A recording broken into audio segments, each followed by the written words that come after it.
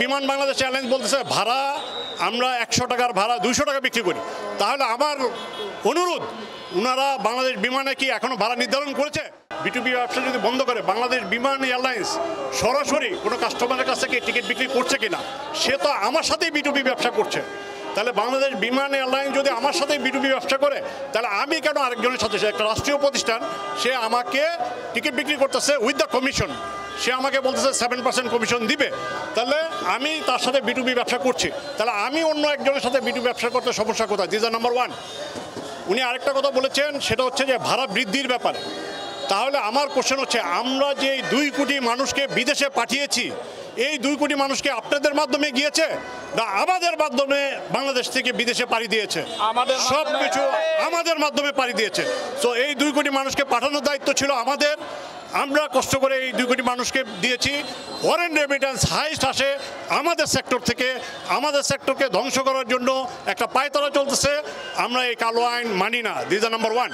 Number 2, যদি বিমান Bangladesh airlines বলতেছে ভাড়া আমরা 100 টাকার ভাড়া 200 টাকা বিক্রি করি, তাহলে আমার অনুরোধ, ওনারা বাংলাদেশ বিমানে কি এখনো ভাড়া নির্ধারণ করেছে যে ঢাকা থেকে দুবাইয়ের ভাড়া 25,000 টাকা, ঢাকা থেকে জেদ্দার ভাড়া 30,000 টাকা, ঢাকা থেকে মদিনার ভাড়া 40,000 টাকা?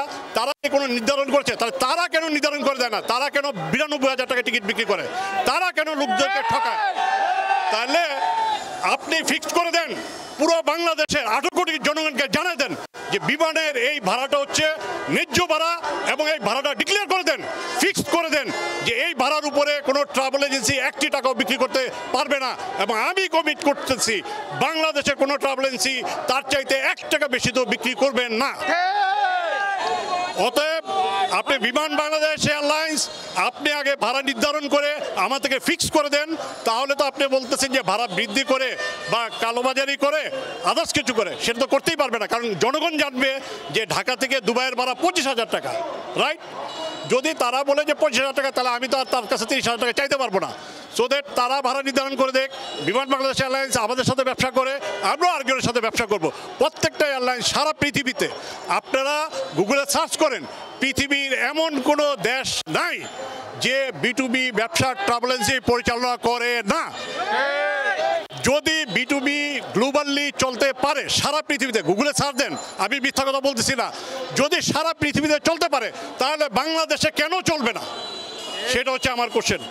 নাম্বার 3, আপনি যে বললেন আমাদেরকে ডিসরেসপেক্ট করে যে আমরা মজুতদারি বা আউটদারি করতে পারি না, আপনার জ্ঞাতার্থে জানাই, এয়ারলাইন্সের ব্যবসা বাংলাদেশের এবং সারা পৃথিবীর সবচাইতে সফিস্টিকেটেড বিজনেস, এটা আড়তদারি ব্যবসা না।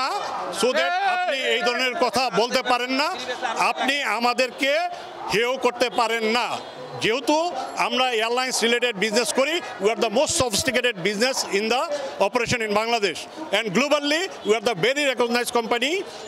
সারা পৃথিবীতে যতগুলি ট্রাভেল এজেন্সি আছে আপনি খেয়াল করে দেখেন, প্রত্যেকেই নিবন্ধিত, সিভিল এভিয়েশন থেকে নিবন্ধিত, ট্রেড লাইসেন্স নিয়ে নিবন্ধিত।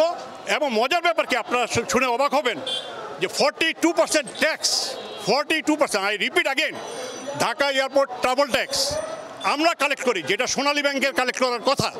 ঢাকা এয়ারপোর্টে একটা কাস্টমার ট্রাভেল করার সময় তার যে 975 টাকা কালেক্ট করি, সেটা আমরা কালেক্ট করে গভর্নমেন্টকে পে করি। Dhaka airport service charge, toilet fee, every single things আমরা ট্রাভেল এজেন্সি সারা বাংলাদেশের তারা কালেক্ট করে গভর্নমেন্টকে প্রদান করে। অতএব আপনি হিসাব করে দেখেন, 1600 কোটি টাকা মাসে ব্যবসা হয়, 1600 কোটি টাকা থেকে 42% গভর্নমেন্ট পাচ্ছে। তাহলে কত কোটি টাকা আপনি রেভিনিউ জেনারেট করতেছেন থ্রু আস।